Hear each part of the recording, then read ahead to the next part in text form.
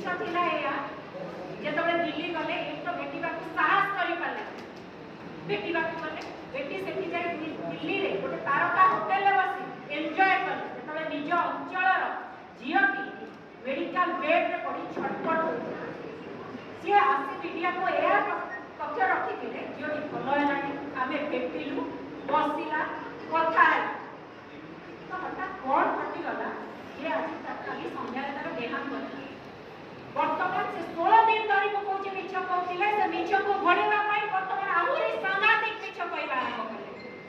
आज्ञा खाली सेतिकी में खाली जे तळे उपमुख्यमंत्री को गोटे फोन लाइन में रखा जाइतिला जने वरिष्ठ सांबादिक ताको प्रश्न करूचंती कनक चैनल ले से तळे फोन काट करबे सामना करि पालेनी उत्तर रखि पाले ना काहे की चोर मन चोर गंठी रे कौन तमे लुचो ओ प्रसंग को लुचो आज्ञा जो 24 घंटा रे तमे एक्शन नवा कथा कहउतिलो 16 दिन अर्थात 384 घंटा बीती गला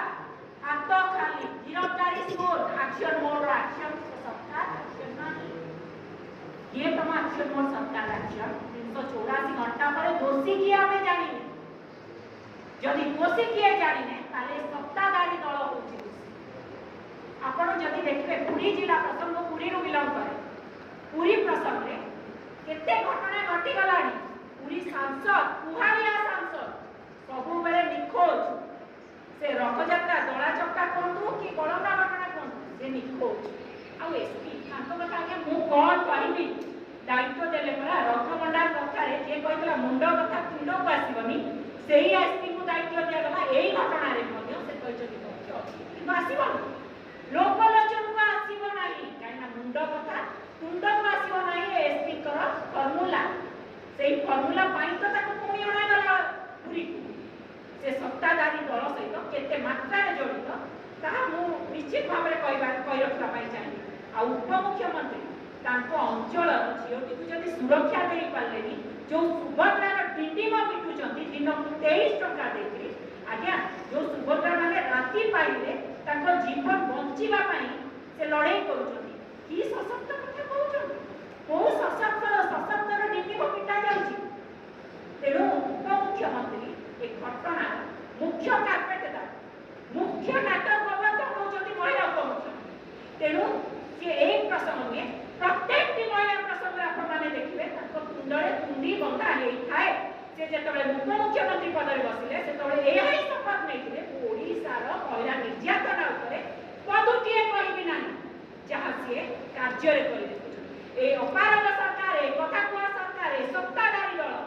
तमे आसन छाड़ शासन छाड़ काइना तमे आसन रे बसिवार योग्यता को हरई सारणी विश्वास को मध्य हरई सारणी उपमुख्यमंत्री निजर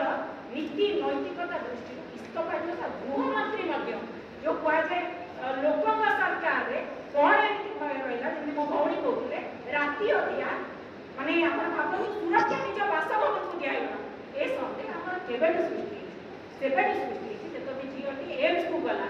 163 लगा जाए निषेधांचल करा जाए 12 घंटा न करू एयरलिफ्ट कराला गणतंत्र व्यवस्था भाबम हमें से दिन सन्देह झियोटी पहुंचीबो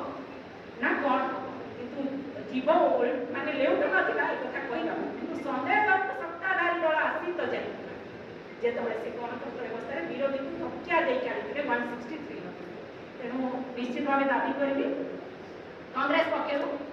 महिला उपमुख्यमंत्री बहुत गोटे लॉन्ग गैप रे हमें पाइछे से तुरंत नीति नैतिकता दृष्टि इस्तफा दियो आ गृह विभाग को भली भाबे चली से विभाग को भली भाबे परिचालित होची गृह मंत्री इस्तफा देवार आवश्यकता। धन्यवाद।